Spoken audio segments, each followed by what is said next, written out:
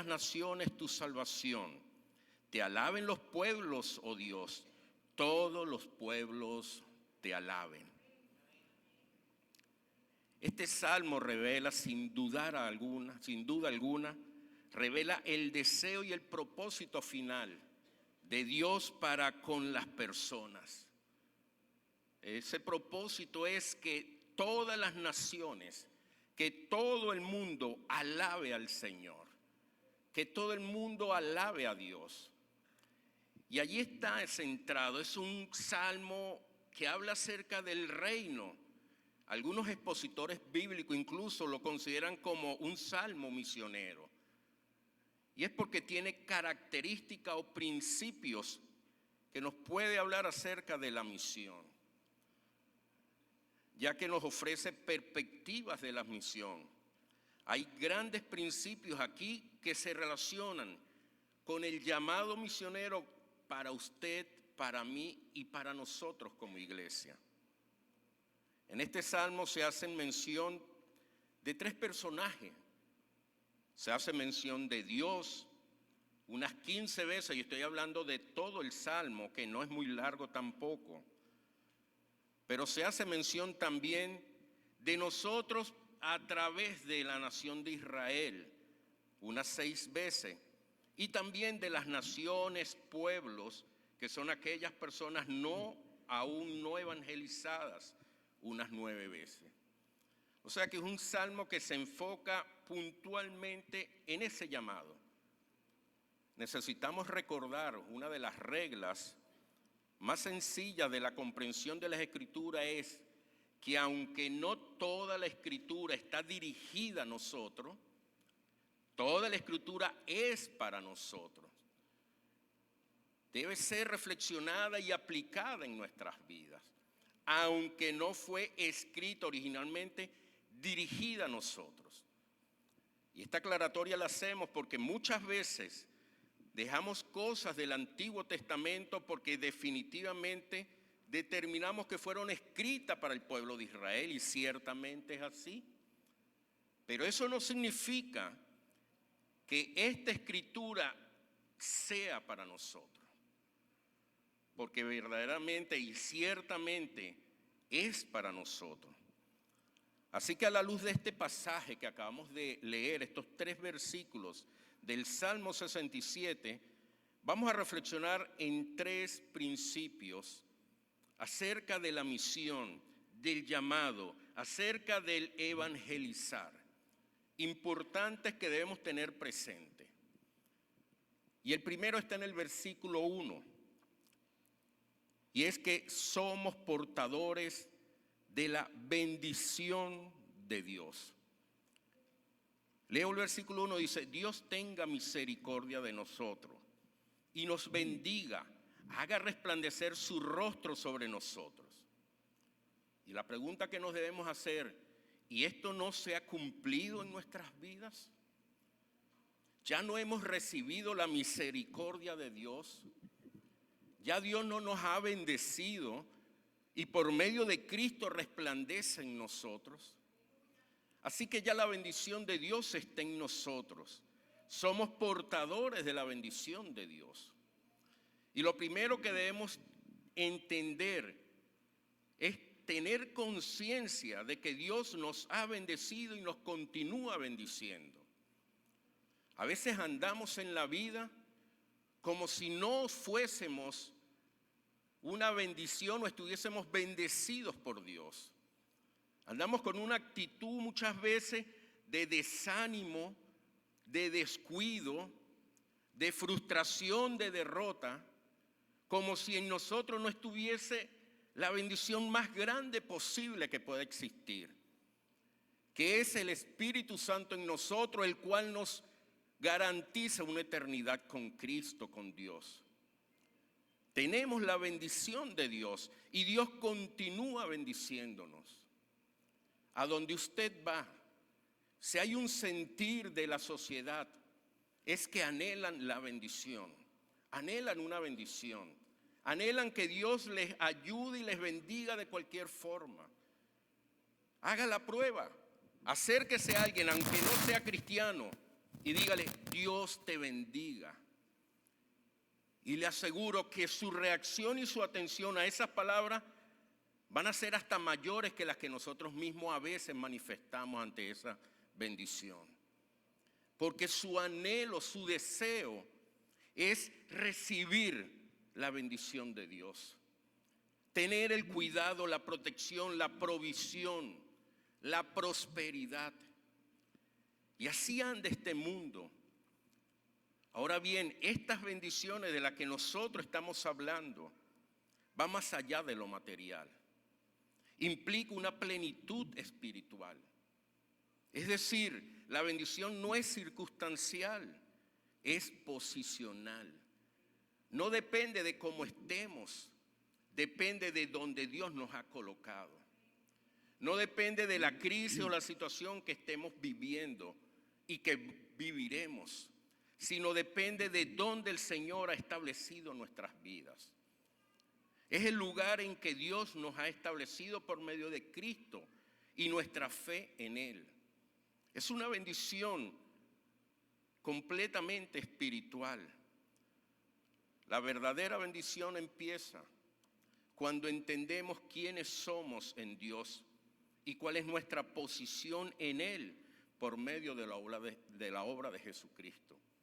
Allí es donde usted y yo nos damos cuenta y empezamos a experimentar esta gran bendición, la cual no estaríamos dispuestos a negociar, no estaríamos dispuestos a perder de alguna forma, no estaríamos dispuestos a deshacernos o de alguna manera dejarla de un lado por un plato de lenteja que el mundo nos esté ofreciendo. Llámese cualquier cantidad de recursos o beneficios materiales que el mundo nos ofrezca. No estaríamos dispuestos a negociar nuestra moral, nuestros principios, porque entenderíamos que esta bendición necesitamos atesorarla y más que eso, compartirla con muchas personas. Estamos bendecidos por quienes somos en Cristo, no por lo que hemos logrado, no por lo que poseemos o podamos lograr. Estamos bendecidos por quien somos en Cristo. Dejemos de un lado los logros. Pueden ser embriagantes, pueden ser distractores, pueden desubicarnos de la realidad espiritual. El creernos que somos personas con logros, con posesión.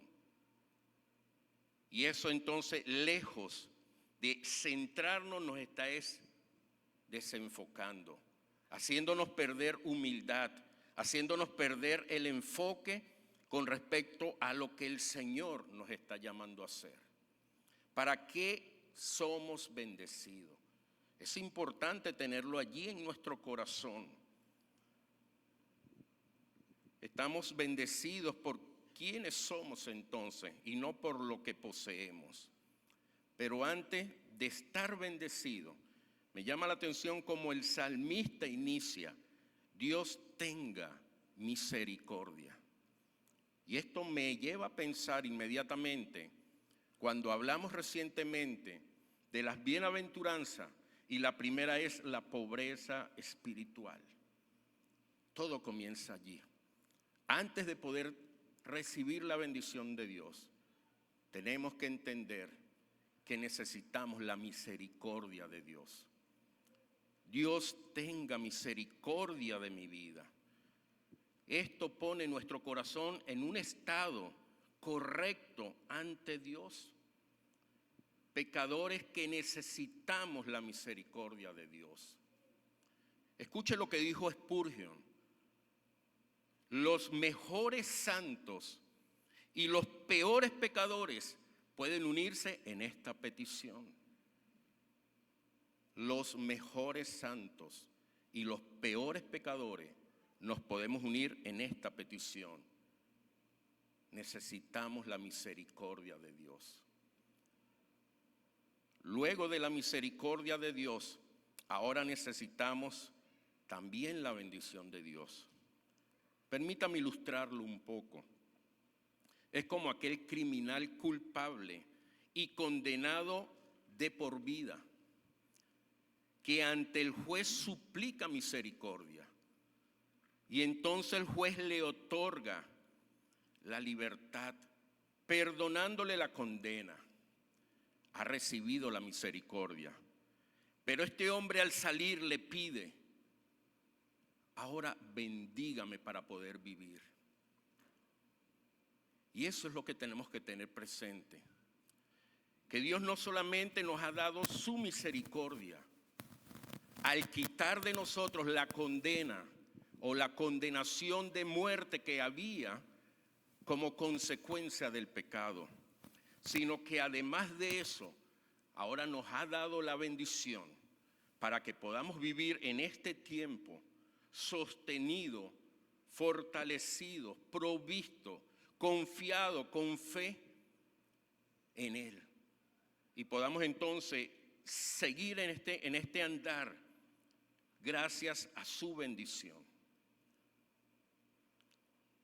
Así de grande, así de inmensurable es el amor de Dios hacia nosotros. Así de inmensa y eterna es la bendición que portamos, que Dios ha depositado en usted y en mí.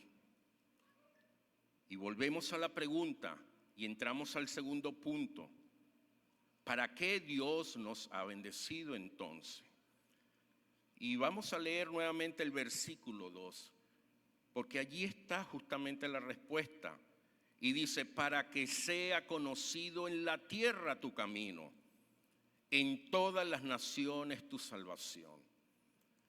Después que el salmista clama a Dios por su misericordia, le pide a Dios su bendición al punto de que vea reflejado su rostro, ahora entiende el propósito de esto.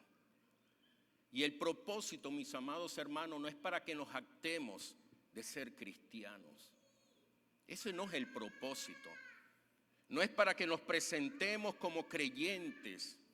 Ese no es el propósito. El propósito, la razón que este salmista expresa, por la cual pide esta bendición, no era una razón egoísta, no era un asunto personal, no era para sí mismo.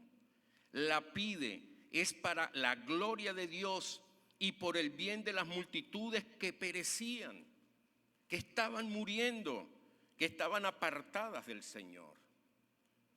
Esta es la razón por la que el salmista, el Espíritu Santo, guiando a este salmista, muestra por qué nosotros somos bendecidos. El salmista comienza pidiendo a Dios una bendición para que dé a conocer entonces el camino de Dios. ¿Y cuál es el camino? ¿Cuál es el camino? Así es, Juan 14:6 dice: Jesús dijo: yo soy el camino y la verdad y la vida. Nadie viene al Padre sino por mí. Así que Dios nos está bendiciendo como su pueblo para que el mundo pueda conocer de Jesucristo. Y es una pregunta que nos podemos hacer acá. Cuando hablamos de Cristo, hablamos del camino, hablamos del Evangelio, presentamos a la persona como soluciona su vida, la única verdad, el único camino. Esa es una interrogante que necesitamos tener en nuestro corazón. Esto nos lleva entonces a la gran comisión. Mateo 28, 18 al 20. Y Jesús se acercó y les habló diciendo: toda potestad me es dada en el cielo y en la tierra. Por tanto, id y haced discípulos a todas las naciones, bautizándolas en el nombre del Padre y del Hijo y del Espíritu Santo, enseñándoles que guarden todas las cosas que os he enseñado. y he aquí, yo estoy con vosotros todos los días hasta el fin del mundo. Amén. Nuestro Salvador Jesucristo nos ha comisionado para ser discípulos para Él. Saben, leyendo un poco de historia de la iglesia apostólica, la iglesia del primer siglo, este equipo no me deja mover.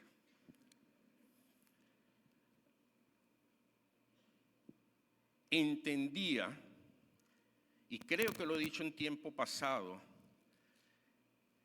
que una de las porciones que recién habían recibido de parte del Señor, que era esta gran comisión, era la que ellos menos tenían en cuenta, menos recitaban, menos recordaban.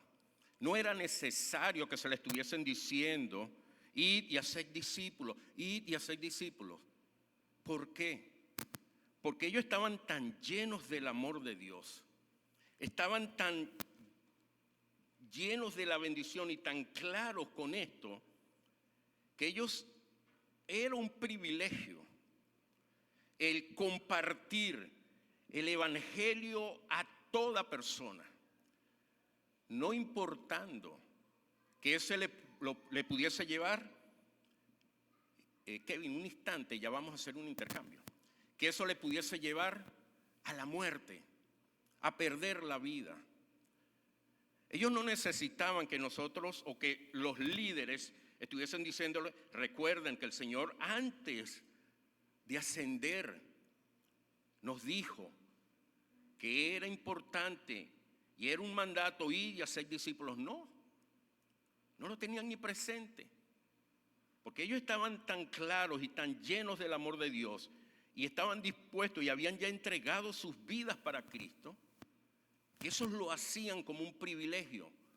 Y cuando perdían o entregaban sus vidas por este privilegio, adoraban al Señor, agradecían al Señor, cantaban al Señor. Y esa actitud era tan trastornadora que la gente que escuchaba y veía se convertían por este testimonio, por la manera como ellos se gozaban, incluso entregando sus vidas, transmitiendo el Evangelio.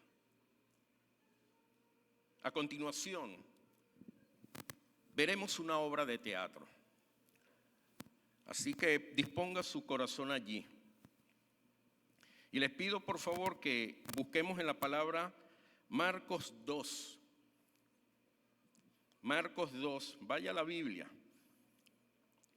por favor, para que podamos leer esa porción. Marcos 2 del 1 al 12. ¿Sí estamos allí en Marcos 2? Vamos a meternos allí en la palabra, ya van a tener tiempo para ver todo esto. Fíjense cómo dice la Biblia, vamos a seguir allí la lectura. Entró Jesús otra vez en Capernaum, después de algunos días, y se oyó que estaba en casa. E inmediatamente se juntaron muchos, de manera que ya no cabía ni aún a la puerta, y les predicaba la palabra. Entonces vinieron a él unos trayendo un paralítico, que era cargado por 4. Y como no podían acercarse a él a causa de la multitud, descubrieron el techo de donde estaba.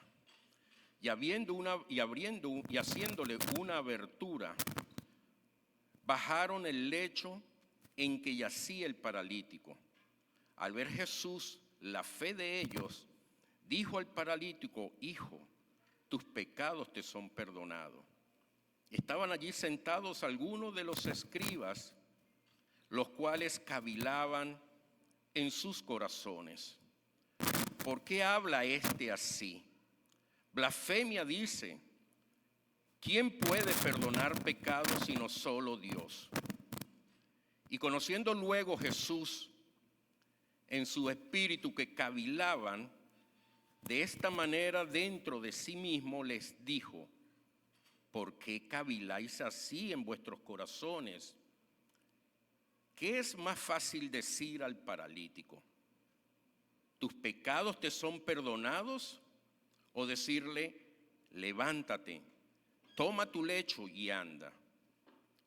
Pues para que sepáis que el Hijo del Hombre tiene potestad en la tierra para perdonar pecados, dijo al paralítico, a ti te digo, levántate, toma tu lecho y vete a tu casa.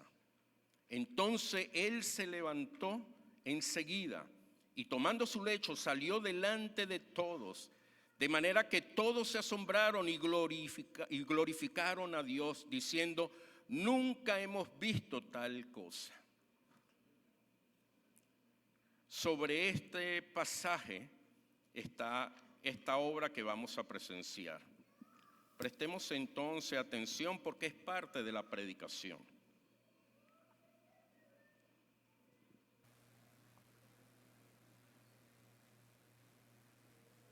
Esta obra lleva por título Jesús sana a un paralítico, basada en un episodio de la vida de Jesús. La fama de Jesús se extendía más y más y se reunía mucha gente para oírlo y para que se le sanasen de sus enfermedades. Mas él se apartaba a lugares desiertos y oraba. Jesús entró otra vez en Capernaum después de algunos días y se oyó que estaba en casa. E inmediatamente se juntaron muchos, de manera que ya no cabía ni aún a la puerta. Jesús estaba enseñando y estaban sentados los fariseos y doctores de la ley, los cuales habían venido de todas las aldeas de Galilea, Judea y Jerusalén. Y sucedió que unos hombres que traían en un lecho a un hombre que estaba paralítico, procuraban llevarle adentro y ponerlo delante de él.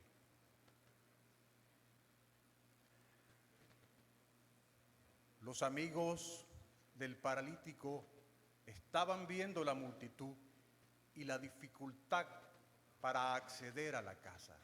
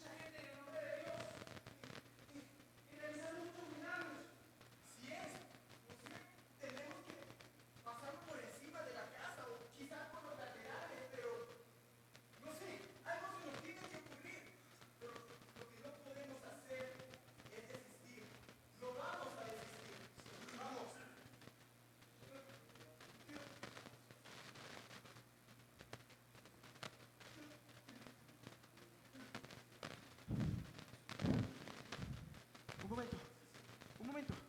Creo que por aquí podríamos intentarlo. Vamos, ayúdame.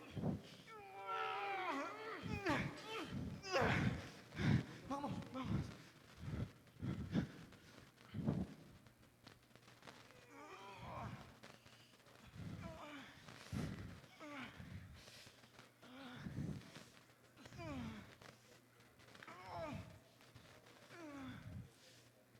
Y pudieron acceder.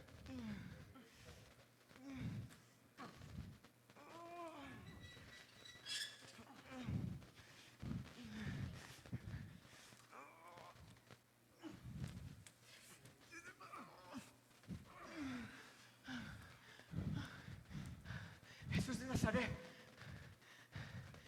yo he visto lo que hiciste en el camino con aquel leproso. Mira, nuestro amigo, él ha estado paralítico desde su niñez. Pero yo sé que tú podrías sanarlo, como hiciste con el leproso en el camino. Rabino, si tú estás dispuesto, yo sé que puedes hacerlo. Cúralo, rabino. Por favor, sana a nuestro amigo, te lo pedimos. Sí, Señor, sánalo. Espera. Dinos, ¿con qué autoridad haces esto? ¿O en nombre de quién? Contesta, porque estoy seguro que ninguno de nosotros, los rabinos principales de Israel, te han dado esa autoridad. ¿Quién te enseñó? He visto que su fe es grande.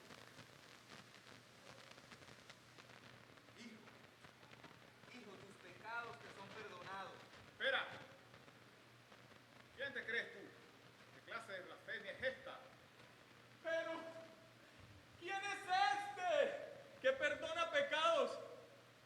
Si nosotros sabemos que solo Dios puede perdonar nuestros pecados.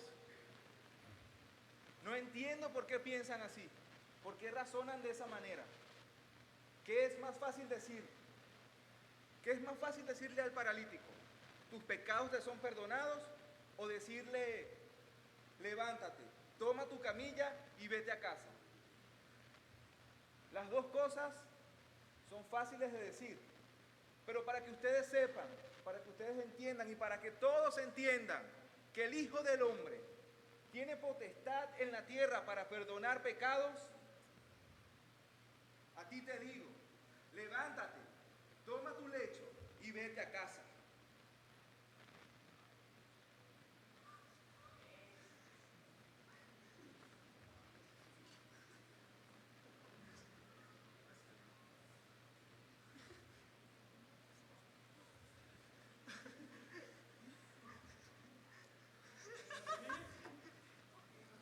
Levantándose en presencia de ellos, el paralítico decía: ¡Gloria a Dios! ¡Gloria a Dios! ¡Gloria a Dios! ¡Gloria a Dios! ¡Gloria a Dios! ¡Gloria a Dios! ¡Gloria a Dios! y todos sobrecogidos de asombro glorificaban a Dios y llenos de temor decían: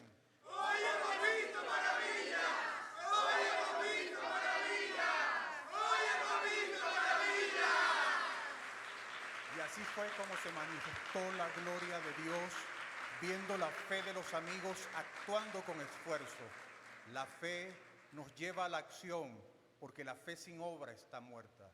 Hemos visto maravillas.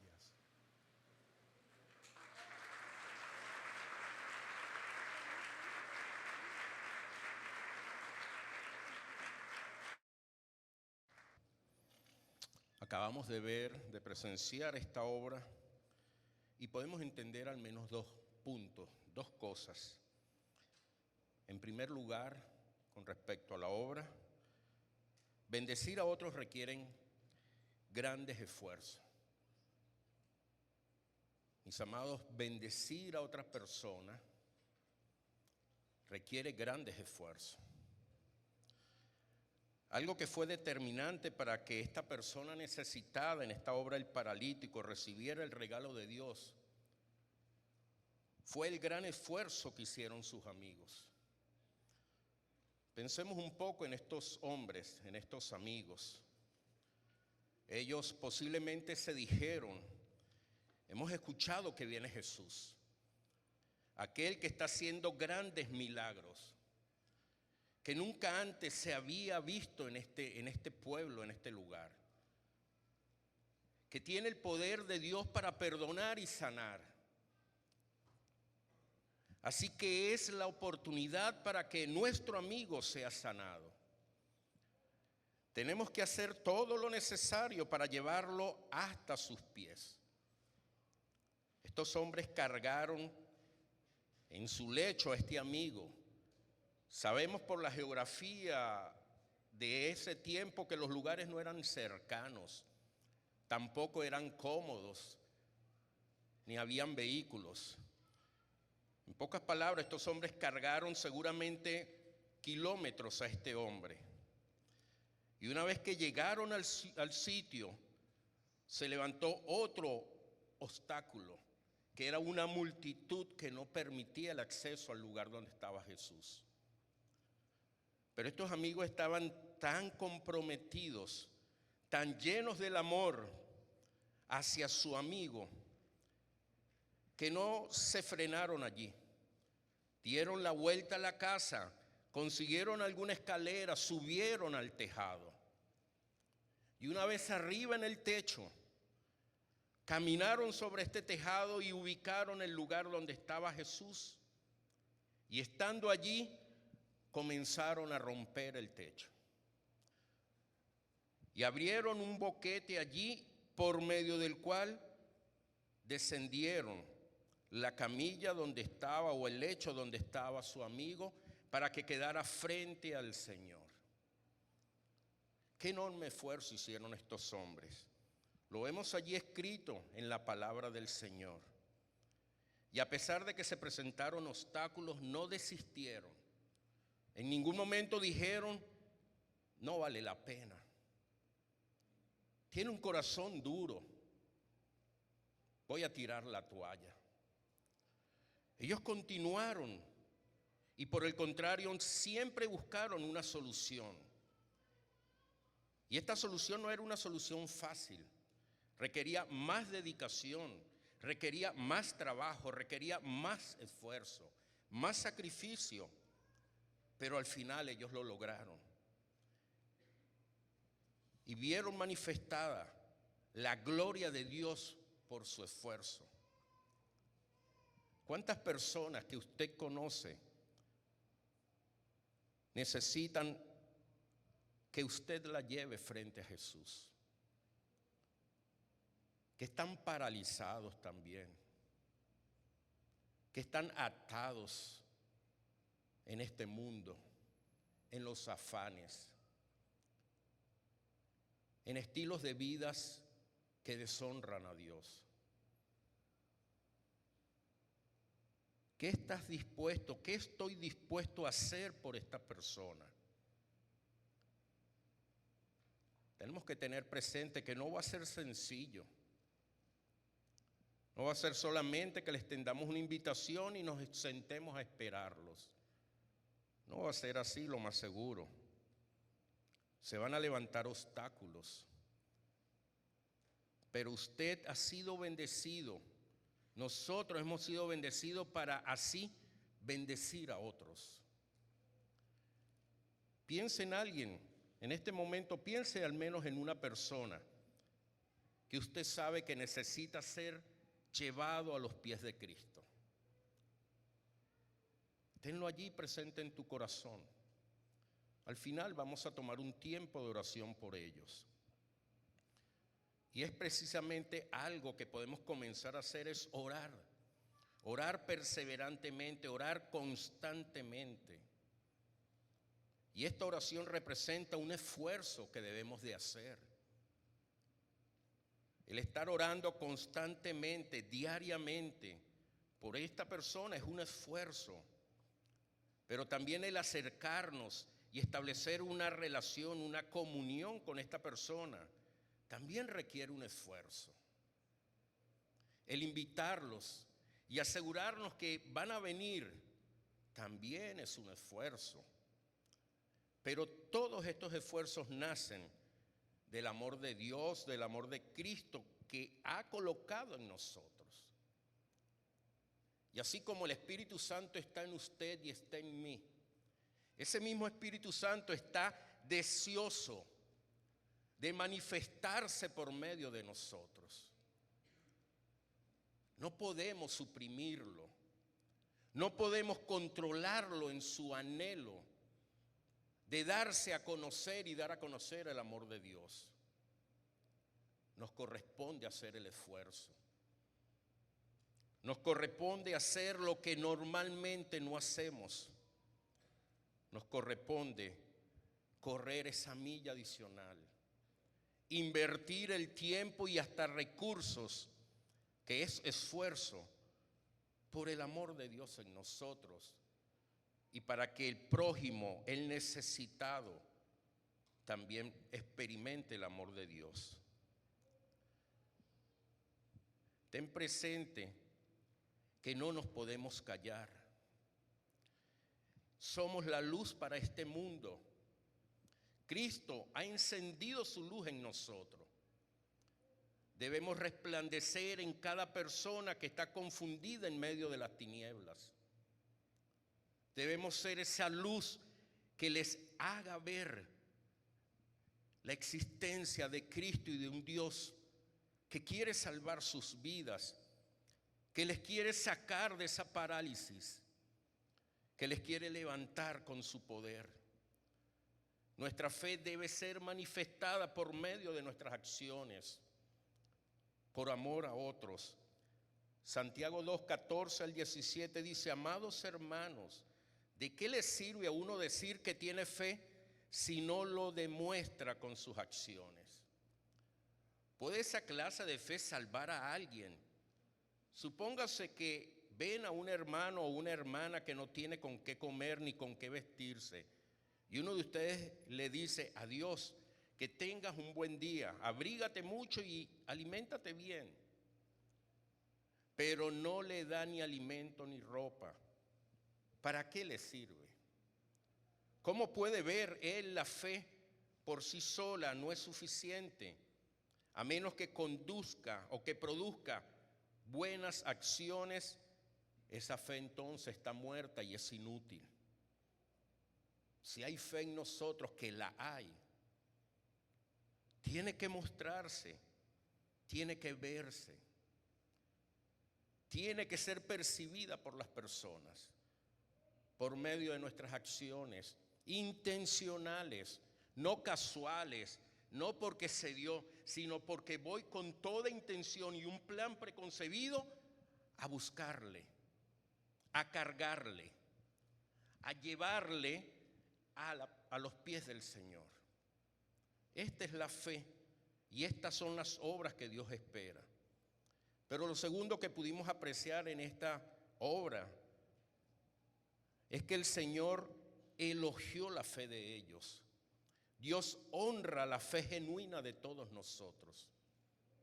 Mis amados, si nosotros manifestamos con nuestras obras o las obras que Dios nos permite, la fe de Dios en nosotros, Dios nos va a honrar. Dios le va a honrar. Tenemos que descansar en esto. El Señor elogió, lo vemos en la palabra, lo escuchamos. El Señor elogió la fe de estos hombres, de estos cuatro, incluso del paralítico, no solo porque creían en el Mesías, sino por todo el esfuerzo que hicieron para traerle a aquel hombre necesitado. Eso es fe. Sin duda que la actitud de estos amigos son un ejemplo para nosotros, un modelo que nos hace ver que debemos esforzarnos para llevar almas a Jesús. Todos nosotros podemos dar testimonio con gratitud y gozo. Estoy seguro, yo lo puedo dar por aquellas personas que nos predicaron a Cristo, que perseveraron, que no desmayaron, padres, hermanos, amigos que oraron incansablemente por nosotros y nos predicaron la palabra del Señor y no claudicaron hasta que no nos vieron convertidos en hijos de Dios. Dios espera eso de nosotros también. La verdadera fe produce obras. De otro modo, nuestra fe entonces es cuestionable.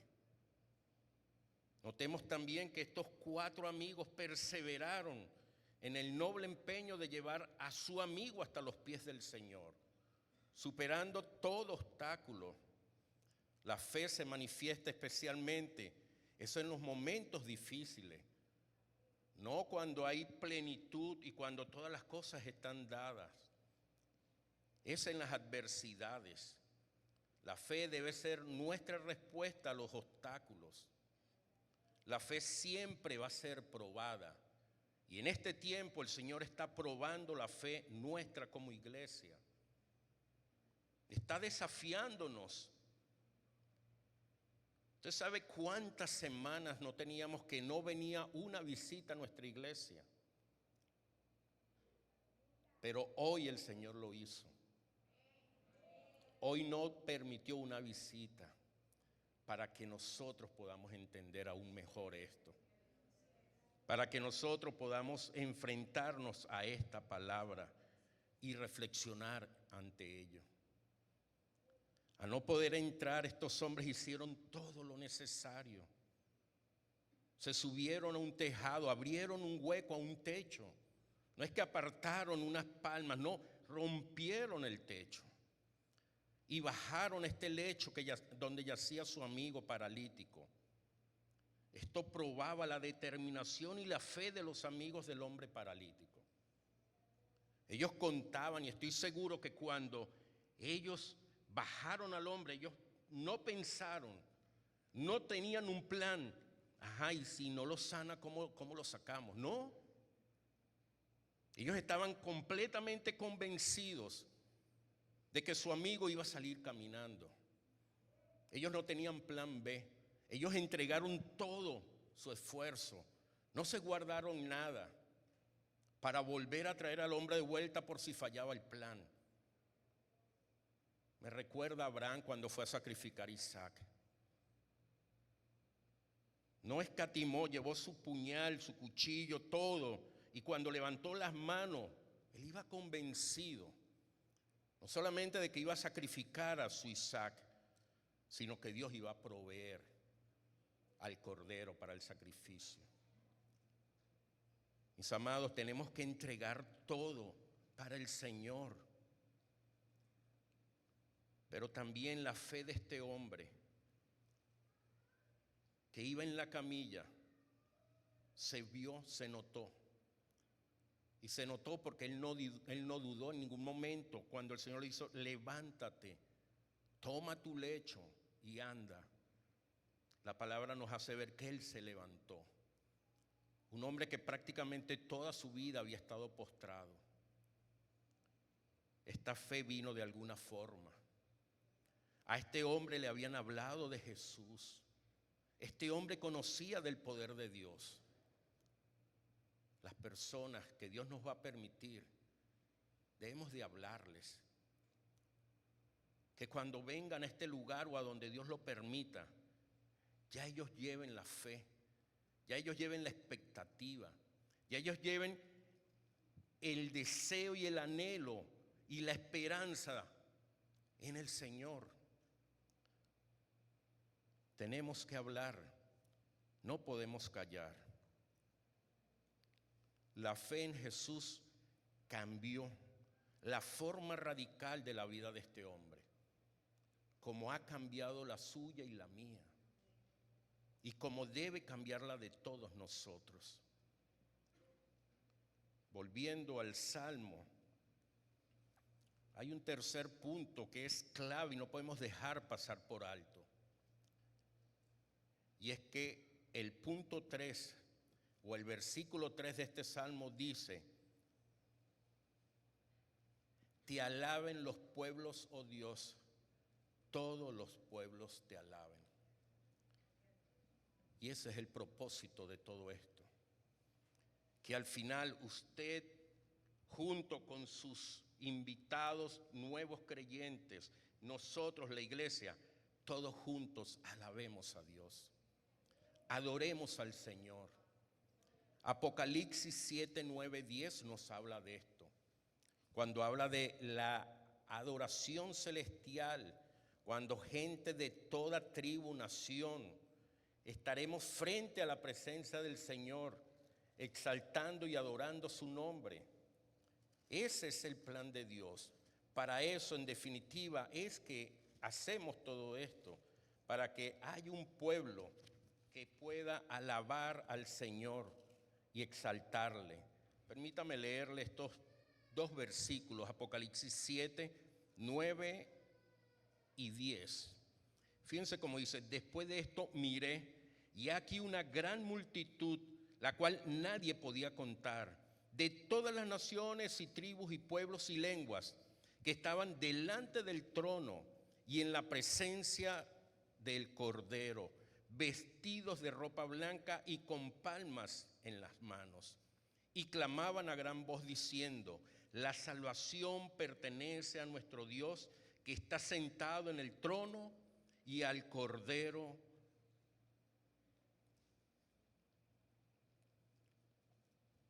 Concluimos. Y concluimos con un interrogante.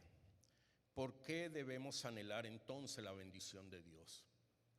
¿Para qué le pedimos al Señor que nos bendiga? ¿Para nosotros mismos? No debe ser. Como hemos entendido por medio de este salmo, es para que Dios sea glorificado en nuestras vidas y para los que no le conocen a Él, le conozcan y glorifiquen su nombre. Para eso le pedimos al Señor que nos bendiga. Para eso le hemos pedido al Señor que tenga misericordia, y ha tenido misericordia de nosotros, para que muchos conozcan acerca del Evangelio, acerca de Cristo. Tengamos presente que Dios nos ha bendecido, te ha bendecido para que bendigas a otros. Vamos a tomar un tiempo para orar como iglesia. Padre eterno, te damos gracias, Señor, por tu palabra, Señor, y por la manera como tu Espíritu Santo nos desafía y nos hace entender tu llamado que como iglesia y como hijos tuyos tenemos, Señor. Y que es, Padre eterno, el de compartir tu bendición en nosotros con muchas personas, Señor. Con toda aquella persona que nosotros nos demos cuenta que no viven para ti, que no tienen la fe y la esperanza en ti, Señor. Padre, ayúdanos, Señor. Ayúdanos a asumir este compromiso. Ya usted ha hecho la parte más importante. Nos ha extendido su misericordia y nos ha provisto de tu bendición, Señor. Ahora está en nosotros, Señor, más que un mandato. Ayúdanos a que esto sea un privilegio, Señor, a que esto sea una manifestación de tu amor en nosotros, a que sea un estilo de vida, una manera, Señor, de manifestar tu gloria y tu amor para las personas, y así seamos la luz de este mundo, la sal de esta tierra, Señor. Gracias, Padre. En Cristo Jesús te lo hemos pedido, Señor, te lo hemos agradecido. Amén, Señor. Amén.